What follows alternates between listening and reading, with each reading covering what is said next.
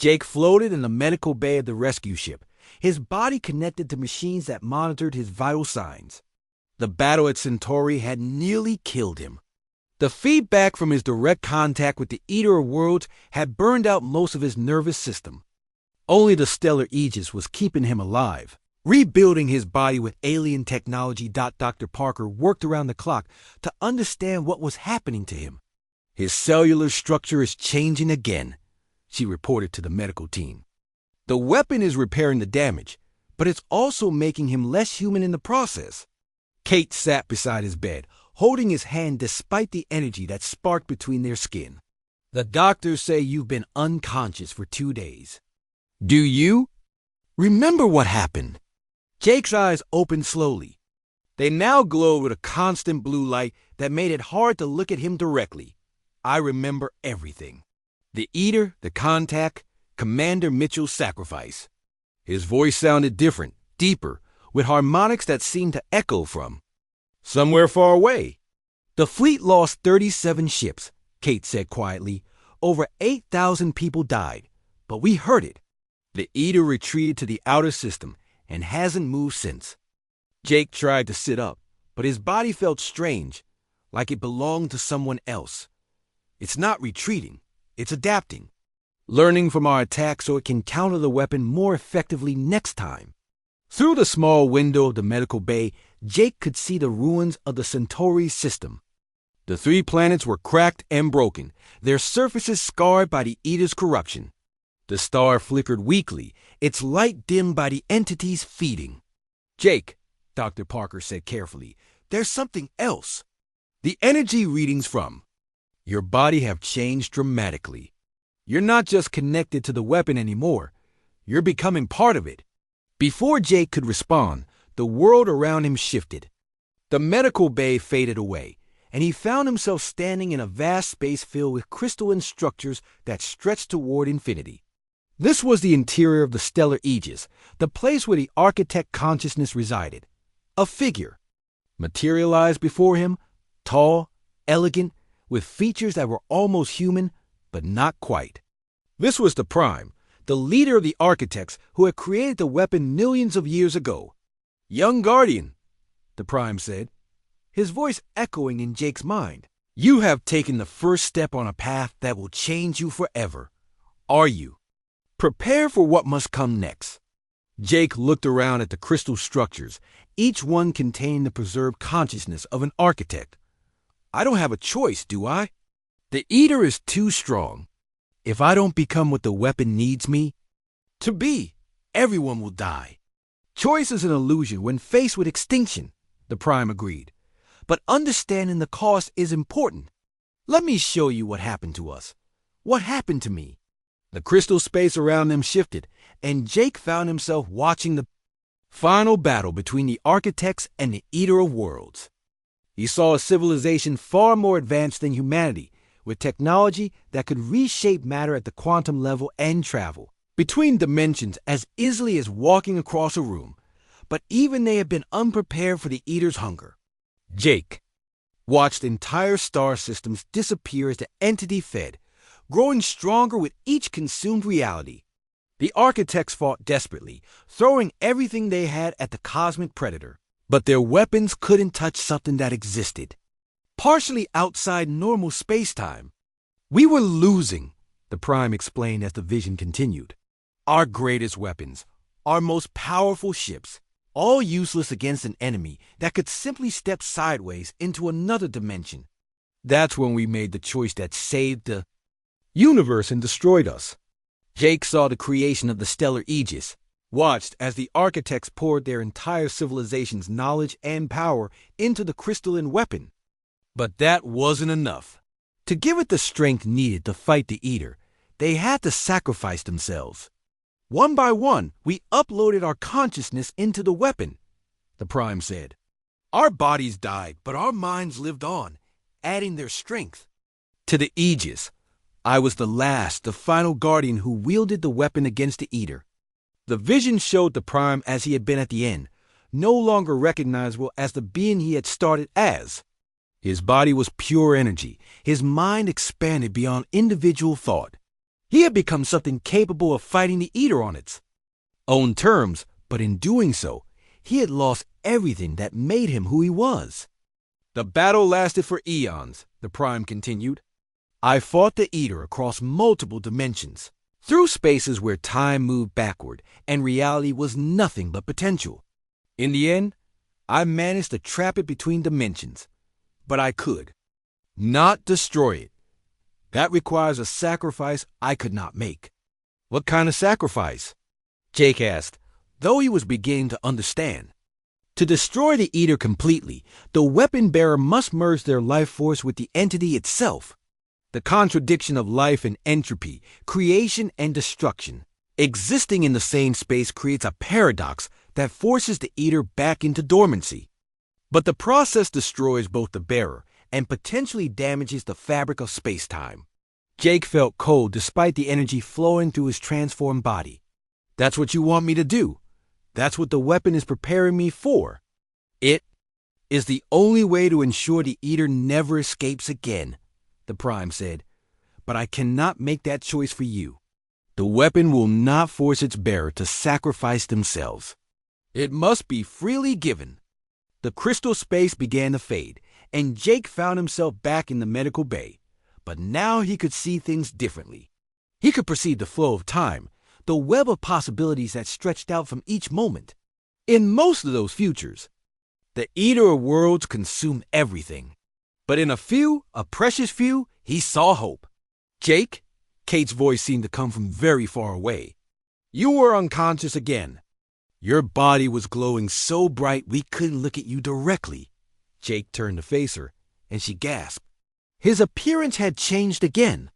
His skin now had a crystalline quality, and energy flowed visibly beneath the surface. When he spoke, his voice carried harmonics that made the air itself vibrate. The architects showed me their final battle, he said. I know what I have to do to stop the Eater permanently. Dr. Parker stepped forward with her scanner, but the device went crazy as soon as it got near Jake. Your energy output is off the charts. At this rate of change, you'll be completely transformed within days. I know, Jake said quietly.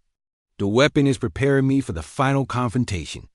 Each battle, each use of its power, brings me closer to what I need to become. Kate took his hand again, ignoring the energy that sparked between them. There has to be another way. We're human. We always find another way. Jake wanted to believe her, but the weight of the architect memories pressed down on him. They were far more advanced than us, and they couldn't find another way. What makes you think we can? Because we're not them, Kate said firmly. We think differently. We fight differently. Maybe that's why the weapon chose a human this time, instead of creating another architect. Dr. Parker had been working frantically on something while they talked. Jake, what if we could preserve your consciousness, even if your body transforms completely? I've been studying the energy patterns in the weapon. There might be a way to create a backup of your mind before the final battle. A backup? Jake asked. Like the architects did, but different. Instead of uploading your consciousness to the weapon permanently, we could store it separately. If the worst happens, if you have to sacrifice yourself to stop the Eater, we might be able to bring you back afterward. The idea was tempting, but Jake could feel the Prime's skepticism through their connection. The architects tried something similar. It didn't work. The energy required to stop the Eater completely burns away everything it touches, including consciousness stored in nearby devices. Then we don't store it nearby, Kate said, her mind racing. We transmit it somewhere else, somewhere the Eater's destruction can't reach. Jake felt a spark of hope for the first time since the battle at Centauri. You mean broadcast my consciousness across space like a radio signal? Exactly. We could build transmitters on Earth, maybe even in other star systems. If you have to. Sacrifice yourself, your consciousness would survive in the transmission, and we could reconstruct it later. Dr. Parker was already making calculations. It would require incredible precision. And we'd need to map every neural pathway in your brain before it transforms too much further. How long would that take? Jake asked. With our current technology. Months, maybe years. But with the alien allies helping us, and the knowledge you've gained from the weapon, Dr. Parker paused. Maybe weeks, if we work around the clock. Jake felt the stellar aegis pulse in his mind, and for a moment, he could swear he heard something like approval from the architect consciousness. Maybe they had never thought of this approach because they were too focused on preserving their civilization as it was. Humans, with their chaotic thinking and refusal to accept limitations, might see possibilities that a more orderly species would miss. "We'll need to start immediately," Jake said. "The Eater won't stay dormant forever. It's learning from our last encounter, planning its next attack. When it see asterisk." The alarm siren screamed through the military complex at 3 in the morning. Jake woke instantly, his enhanced senses already telling him what the alarms meant. The Eater of Worlds had reached the Centauri system, humanity's first colony beyond Earth. He could feel its presence like ice in his veins, a cold hunger that made his teeth ache. "All personnel to battle stations," General Cooper's voice echoed through the halls. "Operation Last Stand is now active." "Repeat, Operation Last Stand is now active." Jake dressed quickly and ran to the command center. The main screen showed a live feed from the Centauri system, transmitted by long-range sensors. What he saw made his blood run cold. The 3 planets that had been home to 50 million colonists were still there, but they were wrong somehow. The oceans had turned black, the continents were twisted into impossible shapes, and the space around them rippled like water. "It's not destroying them," Dr. Parker said, her face pale as she studied the readings. "It's changing them, converting them into something else." Admiral Pete Johnson, commander of the human fleet, stood at the tactical display. He was a big man with a gray beard, and Jake could see the worry in his eyes. "The colonists?" "No life signs," came the reply from the sensor operator. "But the planets are still sending out some kind of signal. It's like they're being used as bait." Jake stepped closer to the screen, letting his connection to the stellar aegis expand his awareness. Through the crystal's power, he could perceive what the sensors couldn't detect. The Eater wasn't just consuming the Centauri system, it was transforming it into a trap. "It knows we're coming," Jake said quietly. "It's turned those worlds into weapons. When we arrive, they'll attack us along with the Eater itself." Admiral Johnson turned to face him. "Can your weapon handle that?" Jake felt the crystal pulse in his mind, showing him possibilities and probabilities. "I don't know." The stellar aegis was designed to fight the Eater, but not an entire star system that's been corrupted by it. This is something new. "Then we adapt," Colonel Stone said, entering the command center with Kethara and Gralthin behind her. "That's what we do." The alien allies had been working with human engineers upgrade the fleet's weapons. Kethara's people understood energy, manipulation in ways humans were just beginning to grasp, while Gralthin's warrior culture had developed tactics for fighting impossible enemies. "The Vorthik faced the Eater's servants before," Gralthin explained. "Worlds turned against their own people. The key is to strike fast and hard before the corruption can spread." Admiral Johnson studied the tactical display. "We have 200 ships ready for combat. It's the largest fleet humanity has ever assembled." "It won't be enough," Jake said, feeling the weight of the crystal's knowledge. "Not if we fight this. Like a normal battle, the Eater exists in multiple dimensions. Most of our weapons will pass right through it. What do you suggest?" The Admiral asked. Jake closed his eyes, letting the stellar aegis guide his thoughts. "We use the fleet as a distraction. Keep the corrupted planets busy while I get close enough to the Eater to use the weapon. But I'll need a ship that can withstand the dimensional distortions around it." Dr. Parker had been working on exactly that problem. "We've modified the USS Valiant with Zephyrian energy shields and Vorthek armor plating. It should be able to get you close enough." "Should be?" Jake repeated. "That's not very reassuring." "It's the best we can do with the time we have," Admiral Johnson said. "The Eater is moving toward the inner colonies. If we don't stop it at Centauri, it'll be at Earth's doorstep within days. The fleet launched 6 hours later. Jake stood on the bridge of the USS Valiant, watching through the view screen as hundreds of ships jumped to hyperspace. The sight was both inspiring and terrifying. So many brave people heading toward an enemy that had destroyed civilizations far more advanced than humanity.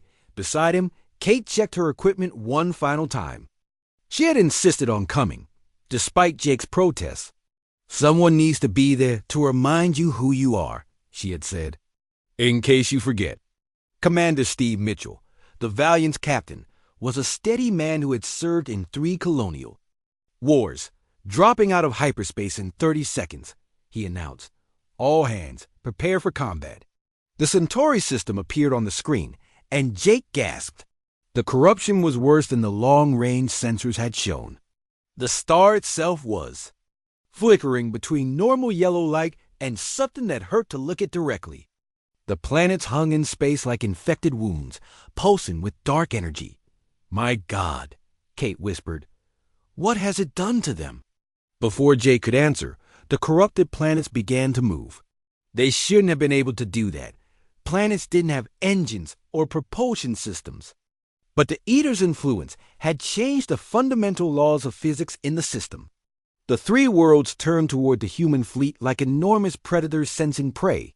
"All ships, evasive maneuvers," Admiral Johnson's voice crackled over the "Come, weapons free. Engage the enemy." The battle began with a horror that Jake would never forget. The corrupted planets launched attacks that defied everything humans knew about warfare. Gravity waves that crushed ships like tin cans. Energy beams that didn't just destroy matter but erased it from existence. And worst of all, a psychic screen that drove some of the human crews insane. Jake felt the stellar Aegis respond to the threat, filling his body with power.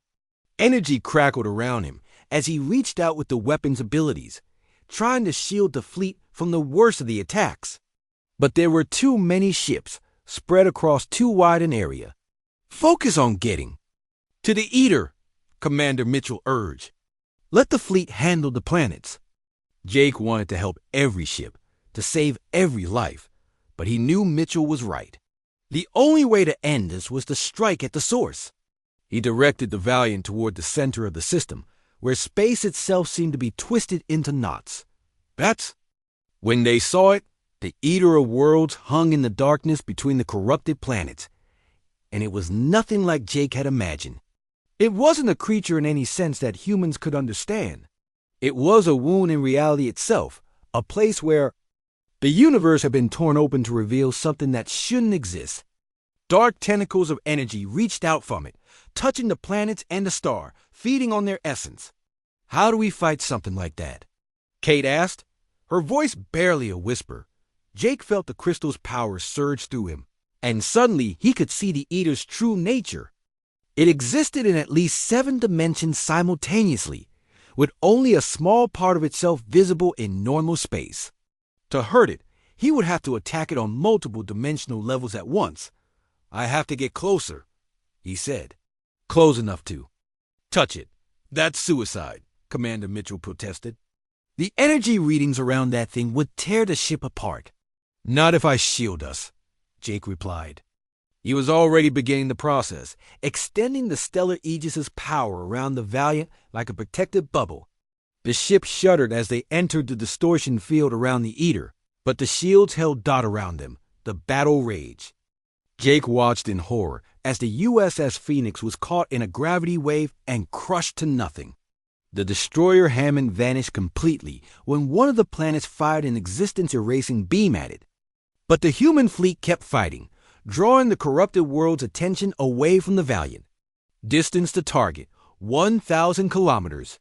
The navigator reported. Jake could feel the Eater's awareness turning toward them. It had noticed the stellar Aegis, and it was not pleased. The dark tentacles began reaching toward their ship, each one carrying a destructive force to shatter a moon. "Evasive maneuvers," Commander Mitchell ordered, but Jake raised his hand.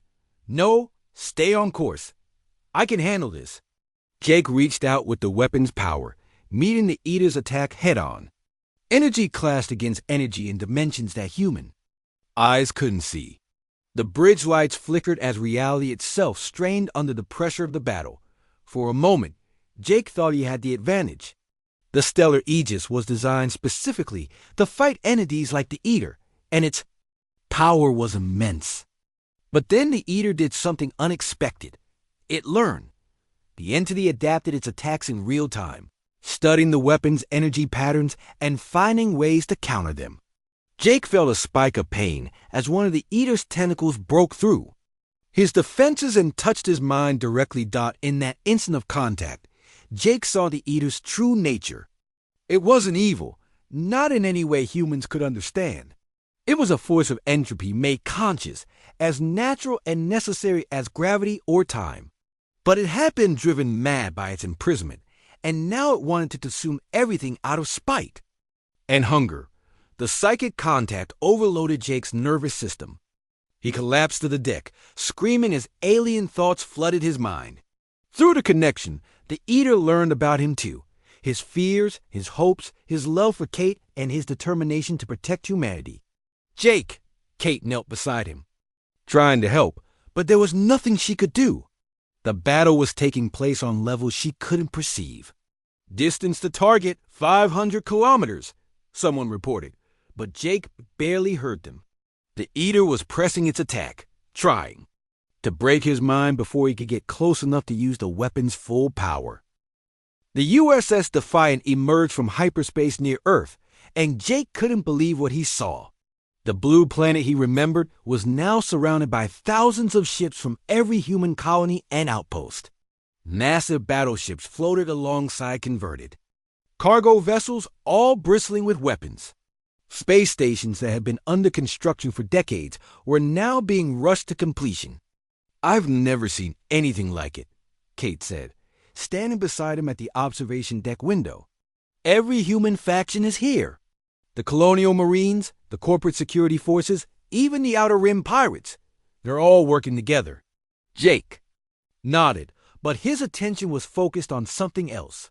Through his connection to the stellar Aegis, he could feel the Eater of Worlds getting closer. It was still several star systems away, but its hunger was like a constant ache in his mind.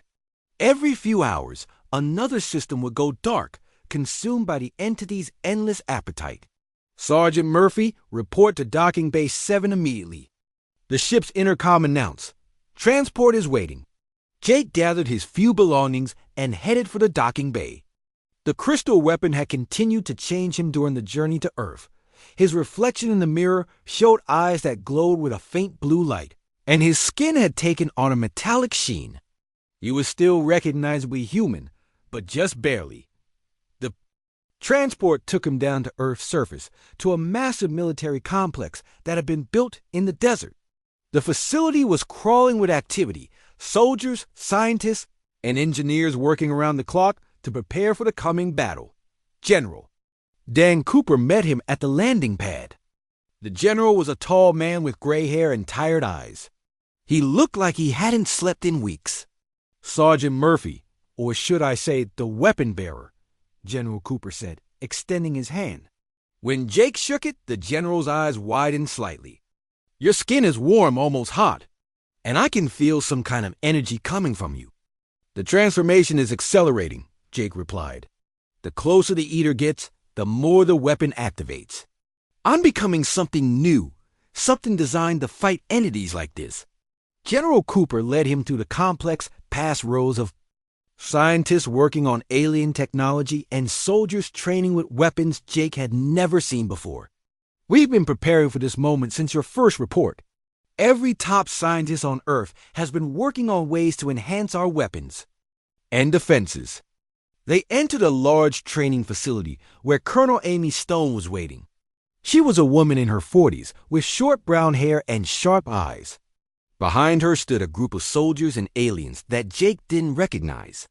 "These are some of the refugees who escaped from the systems the Eater destroyed," Colonel Stone explained. "They've agreed to help us in exchange for sanctuary on Earth." The first alien stepped forward. It was tall and thin, with blue skin and large eyes. I am Kethar of the Zephyrian people. My world was consumed 3 days ago. I watched my entire civilization disappear in minutes. The second alien was very different, shorter and covered in armor-like scales. I am Gralthan of the Vorthik. Warrior clans. We have fought the Eater before, long ago. Our ancestors' stories speak of a great darkness that devours all things. Jake felt the crystal's knowledge stir as he looked at these aliens. The architects had records of both species, ancient allies who had helped in the first war against the Eater. Your people fought alongside the architects millions of years ago.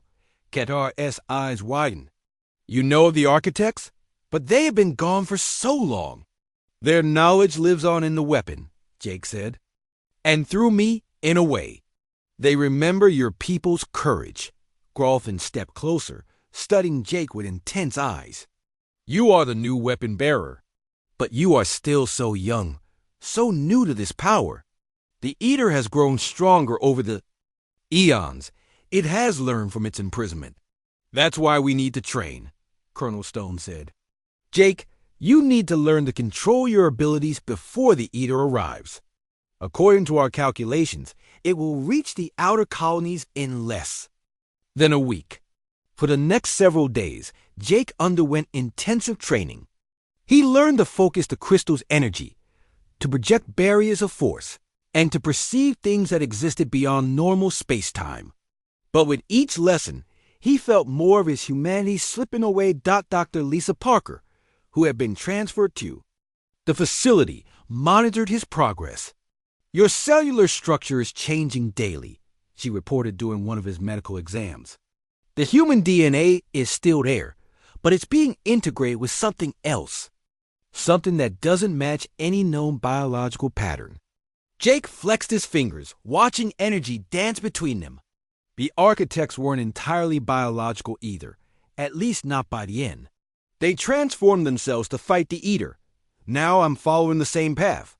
Are you still you? Dr. Parker asked quietly. Jake considered the question. I'm still Jake Murphy, but I'm also something more. The architect consciousness isn't trying to replace me, it's trying to merge with me. Together, we might be strong enough to face the Eater. During his training, Jake also learned more about the enemy they were facing. The Eater of Worlds wasn't just a creature. It was a force of nature given consciousness. It existed in multiple dimensions simultaneously, feeding on the energy that held reality together. When it consumed the star system, it didn't just destroy the matter. It unraveled the space-time that system occupied, leaving nothing but empty void. No conventional weapon can hurt it, Gralthan explained during one of their sessions. It exists partly outside our reality. Physical attacks pass right through it. Only something that can reach into other dimensions can touch it. That's what the Stellar Aegis was designed to do, Jake said. It can manipulate the fundamental forces of existence. But using it takes a terrible toll on the wielder. Kethara had been studying the ancient texts her people had preserved. The old stories say that the first weapon bearer became something beyond mortal understanding. He saved the universe, but lost his humanity in the process. Jake felt a chill as he listened to her words. The crystal's memories showed him glimpses of the architect who had wielded the weapon before. By the end of the war, he had been more energy than matter, more alien than his own people. He had won the battle, but lost himself completely. Maybe this time will be different, Kate said. She had been assigned to the facility as Jake's liaison, helping him maintain his connection to humanity as he transformed. Maybe we can find a way to save both you and the universe. Dr. Parker had been working on exactly that problem. I've been studying the energy patterns in your body. There might be a way to preserve your consciousness, even if your physical form changes completely. But it would require technology we don't have yet. We have the best minds on Earth working on it, Colonel Stone assured him. And now we have alien allies who know things about dimensional physics that we're only beginning to understand. As the week progressed, the news from the outer colonies grew worse. The Eater had consumed the Tau Ceti system, then Alpha Centauri. With each system, it devoured, it grew stronger and moved faster. The streams of refugees arriving at Earth brought stories of worlds, dying in screens of twisted metal and vanishing light. Jake could feel the entities approach like a growing storm.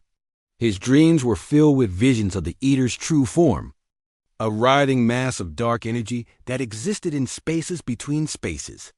It was ancient beyond measure, older than galaxies, and it had been waiting in its dimensional prison for eons. It's learned from its captivity, Jake told the assembled military leaders during a briefing. The architects caught it by surprise last time. It won't make that mistake again. It knows about the stellar aegis now, and it's preparing countermeasures. What kind of countermeasures? General Cooper asked. Jake closed his eyes, reaching out with his enhanced senses. It's creating servants, twisted versions of the life it's consumed. And it's warping space-time around itself to make it harder for the weapon to target. The next battle won't be like the last one. Then we adapt, Colonel Stone said firmly. That's what humans do. We find a way to win, no matter the odds. As Jake looked around the room at the faces of human soldiers and alien refugees, he felt a spark of hope. The Eater of Worlds was coming, and it was more dangerous than ever before. But humanity had something the architects hadn't, the ability to inspire others, to bring different species together in common cause. We're not facing this alone, Jake said. The architects fought the Eater with just their own people. We have allies, we have determination, and we have something the Eater can't understand, the refusal to give up. The crystal pulsed in his mind, sharing his resolve. Jake Murphy was changing, becoming something new and strange.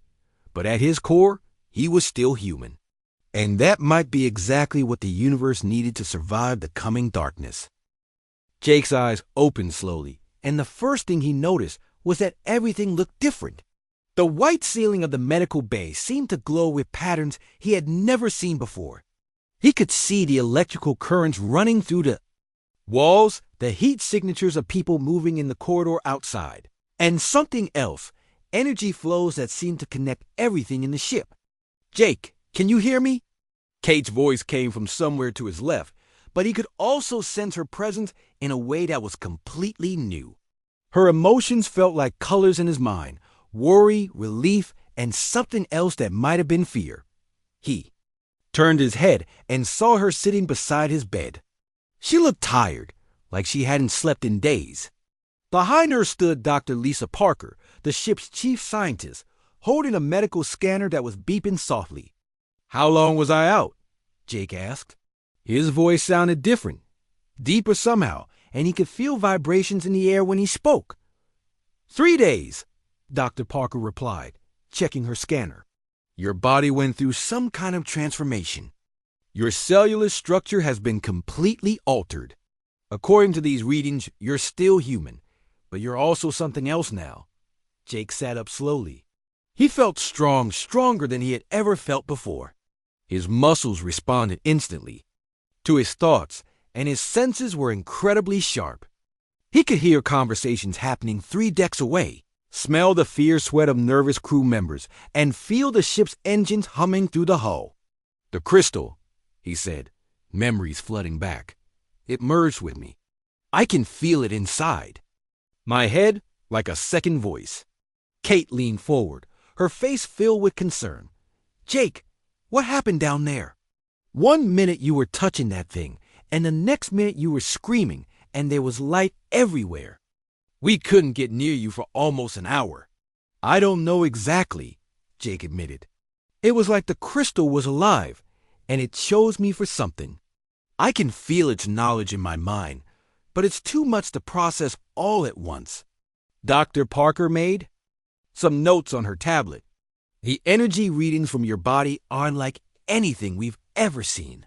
You're generating power at a level that should be impossible for any living being.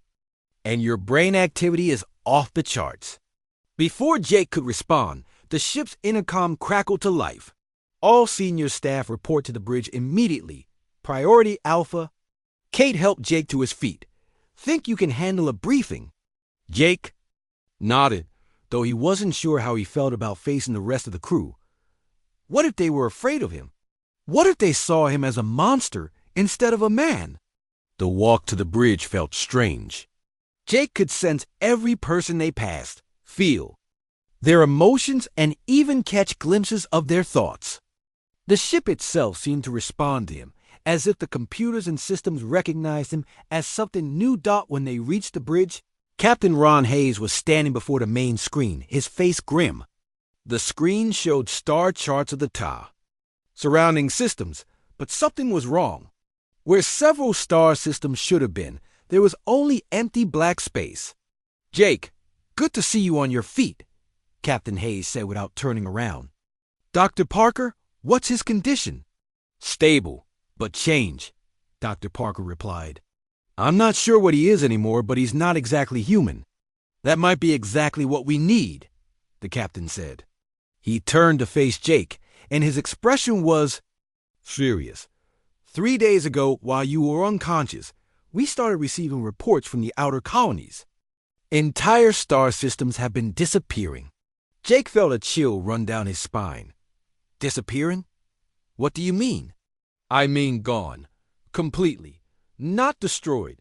Not blown up. Just gone. As if they never existed."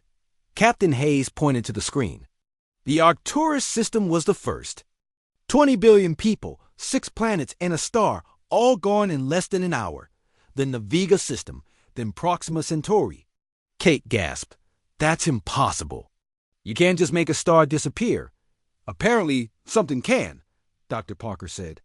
"And according to the long-range sensors, whatever it is, it's moving toward Earth." Jake closed his eyes and reached out with his new senses. He could feel something vast and hungry moving through space, leaving emptiness in its wake. The crystal's knowledge stirred in his mind, and suddenly he understood. "The Eater of Worlds," he whispered. "It's free." Everyone on the bridge turned to look at him. Captain Hayes stepped closer. "What did you say?" "The alien race that built those ruins, they called themselves the Architects. They fought something called the Eater of Worlds millions of years ago. It's not just a weapon or a ship. It's a living entity that feeds on entire realities. It consumes everything, matter, energy, even the basic forces that hold the universe together." Dr. Parker's face went pale. "That's what the warnings were about, the ones Kate translated." Jake nodded. "The Architects barely managed to trap it between dimensions, but now it's escaped, and it's hungry. Very hungry." "How do you know all this?" Captain Hayes asked. "The crystal, the weapon they called the Stellar Aegis. It's not just a tool. It's a repository of all their knowledge and experience. When it merged with me, it downloaded everything they knew about fighting the Eater." Jake paused, feeling the weight of that knowledge pressing against his mind. "They built the weapon specifically to stop it, and they've been waiting for someone who could use it." "And that someone is you?" Kate asked. "Apparently, the Architects had a theory that humans might be the only species capable of wielding the Stellar Aegis effectively. Something about our adaptability and our refusal to give up when faced with impossible odds." Captain Hayes activated the ship's communication system. "This is Captain Hayes of the USS Defiant. I need an immediate priority channel to Earth Command." While they waited for the connection, Jake felt the crystal's influence growing stronger. He could see probability streams, possible futures spreading out like branches on a tree. In most of them, the Eater of Worlds consumed everything, leaving only empty space where galaxies used to be. But in a very few, he saw hope. "Earth Command, this is Admiral Thompson."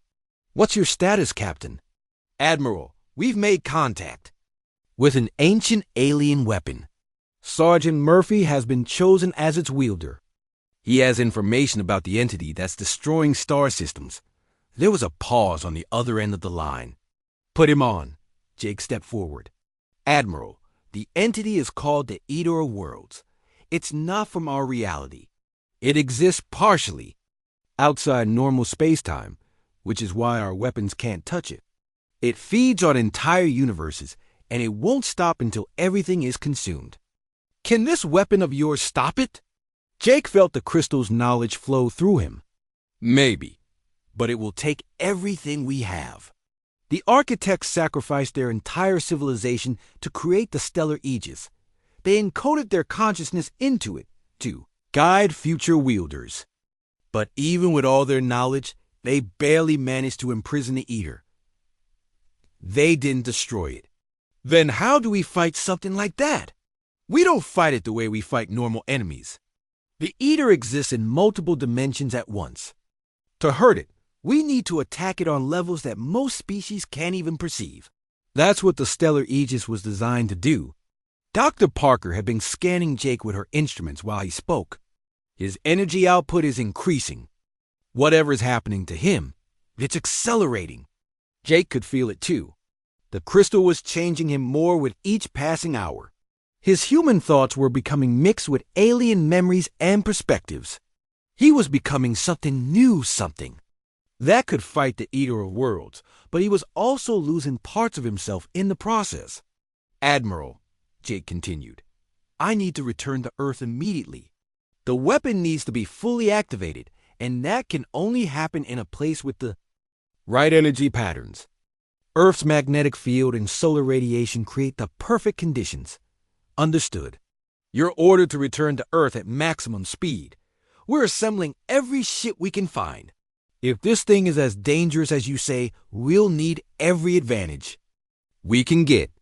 As the communication ended, Jake felt a wave of sadness wash over him. He looked at his hands and saw that they were already beginning to change. His skin had a faint blue glow, and he could see energy patterns flowing beneath the surface. Kate noticed his expression. What's wrong? The process can't be stopped, Jake said quietly. The more I use the weapon, the less human I become. The architect's consciousness is merging with mine. Eventually, I won't be Jake Murphy anymore. I'll be something else entirely. There has to be another way, Kate said, taking his hand. She jerked back in surprise. His skin was warm, almost hot, and she could feel energy flowing between them. Maybe, Jake said, though he didn't believe it. But right now, I'm the only chance we have. The Eater of Worlds is coming, and when it arrives, I need to be ready to face it. As the USS Defiant turned toward Earth, Jake stood at the window watching the stars. He could feel the Eater's presence growing stronger, a dark hunger that threatened to consume everything he loved. The crystal pulsed in his mind, sharing memories of the architect's final battle. They had won, but at a cost that destroyed their entire species. Now it was humanity's turn to face the darkness. And Jake Murphy, no longer entirely human, would stand between the Eater of Worlds and all of existence. The red dust of Kepler 442b swirled around Sergeant Jake Murphy's boots as he led his squad through the alien ruins. The planet's twin suns cast long shadows across the broken stone structures that stretched for miles in every direction. These ruins were old, older than anything humans had ever found before. Some of the rocks looked like they had been melted and reformed countless times. Stay close and keep your eyes open, Jake called out to his team. His voice crackled through the COMM system in their helmets. The air on this world was thin but breathable, though it tasted of metal and something else he couldn't name. Behind him, Lieutenant Kate Williams knelt beside a carved stone pillar. She brushed away centuries of dust with her gloved hands, revealing strange symbols that seemed to shimmer in the alien sunlight. Kate was the team's expert on alien cultures and languages. If anyone could figure out what this place was, it would be her. These markings are incredible, she said, her voice filled with wonder. They're not like anything we've seen from the known alien races. The style is completely different, more advanced somehow. Private Ben Clark, the youngest member of their squad, shifted nervously from foot to foot. Sarge, this place gives me the creeps. It feels like we're being watched. Jake looked around at the towering structures. The buildings rose up like twisted fingers reaching toward the sky. Some were broken and crumbling, but others looked almost new despite their obvious age. Strange crystals grew from the walls in some places, pulsing with a faint blue light. "Just stay focused, Clark," Jake said. "We're here to do a job. Command wants us to map this place and catalog anything useful. So that's what we're going to do." Corporal Lisa Stone, their tech specialist, was scanning the area with her equipment. The devices in her hands beeped and hummed as they analyzed the strange energy readings coming from deeper in the ruins. "I'm picking up massive power signatures about 2 clicks north," she reported. "Whatever's down there, it's still active. After all these years." Kate stood up from the pillar, her face pale. "Jake, you need to see this. I've managed to translate some of these symbols. They're warnings. They talk about something called the Devourer and mention a weapon that was built to stop it." "A weapon?" Jake frowned. "What kind of weapon?" "I'm not sure yet. But the warnings are very clear. They say the weapon should never be used unless the Devourer returns. And if it does return..." Kate's voice trailed off as she read more of the symbols. "They say it will consume everything. Every star, every planet, every living thing." The squad exchanged worried glances. They had all heard stories about ancient alien races that had destroyed themselves with their own weapons. But those were just stories. This felt different. This felt real. "Let's check out those power readings," Jake decided. "But we go in slow and careful. If this really is some kind of weapon, we don't want to accidentally set it off." They moved deeper into the ruins, following Lisa's scanner readings. The buildings around them grew larger and more complex. The crystal formations became more frequent, and their pulsing light grew brighter. The air itself seemed to hum with energy. After walking for 30 minutes, they reached what looked like the center of the ancient city. Before them stood a massive, pyramid-like structure, easily as tall as a skyscraper. Its surface was covered in the same strange symbols Kate had been translating, but these were different. They glowed with an inner light that hurt to look at directly. "The energy readings are off the charts," Lisa reported. "Whatever's inside there, it's incredibly powerful." Jake studied the structure. There was an opening at the base, just large. Enough for them to walk through. Beyond it lay darkness. "Kate, can you read any of these symbols?" Kate moved closer to the entrance, her translation device working overtime. "These are different from the warnings. They're more like instructions. Something about a chosen guardian and a stellar aegis. The symbols suggest this is some kind of selection process." "Selection for what?" Ben asked nervously. "I'm not sure. But it mentions something about genetic compatibility and the will to protect all life." Jake felt a strange pull toward the entrance. Something inside him urged him forward, like a voice. He couldn't quite hear. "I'm going in to take a look." "Not alone, you're not," Kate said firmly. "We stick together." "She's right, Sarge," Lisa added. "If something happens to you in there, we'll need to know about it." Jake nodded. He knew his team was right, but the pull toward the entrance was getting stronger. It felt like something was calling to him specifically. "All right, but we go in. Ready for anything. Weapons hot, but don't shoot unless I give the order." They activated their helmet lights and moved into the structure.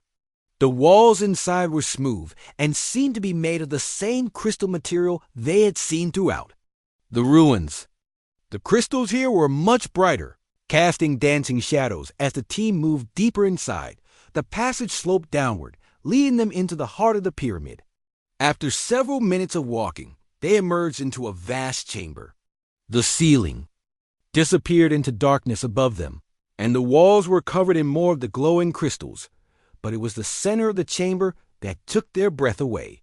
There, floating in the air about 10 feet off the ground, was a massive crystal formation unlike anything they had ever seen. It was roughly the size of a small building, shaped like a complex geometric pattern that seemed to shift and change. As they watched, the crystal pulsed with a brilliant blue-white light that filled the entire chamber.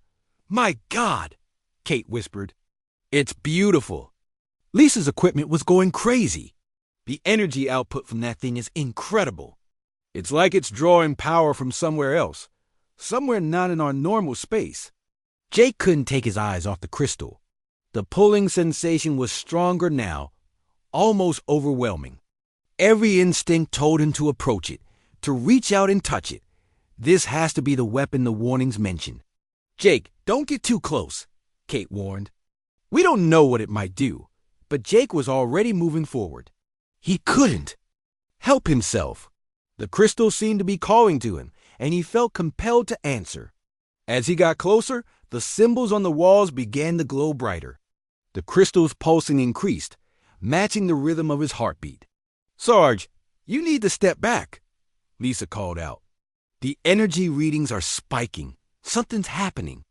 Jake was now standing directly beneath the floating crystal. He could feel its power washing over him like warm water. The sensation was incredible, like every cell in his body was being energized. He reached up toward the crystal, his hand trembling. Jake, no! Kate shouted, but it was too late. As soon as Jake's fingers touched the crystal's surface, everything changed. The chamber filled with blinding light, and a sound like thunder echoed through the pyramid. The crystal began to descend, moving toward Jake with frightening speed. Jake tried to pull his hand away, but he couldn't. The crystal was pulling him in, and he could feel something entering his mind. Images flashed before his eyes. Ancient battles, dying stars, creatures of impossible size and power. And through it all, a voice that spoke directly to his soul. You have been chosen, the voice said. The devourer stirs. The time has come. Pain exploded through Jake's body as the crystal began to merge with him. He screamed as alien technology rewrote his very DNA, transforming him into something more than human. His squad rushed toward him, but a barrier of energy held them back. Suddenly, alarms began blaring from their ship in orbit. Lisa's comm device crackled to life with an urgent message from their captain. All squads returned to ship immediately. We're detecting massive gravitational anomalies at the edge of the system. Something big is coming. As Jake collapsed to the ground, still partially merged with the ancient weapon, he knew with horrible certainty that their time had run out. The devourer was coming, and ready or not, he was about to become humanity's only hope.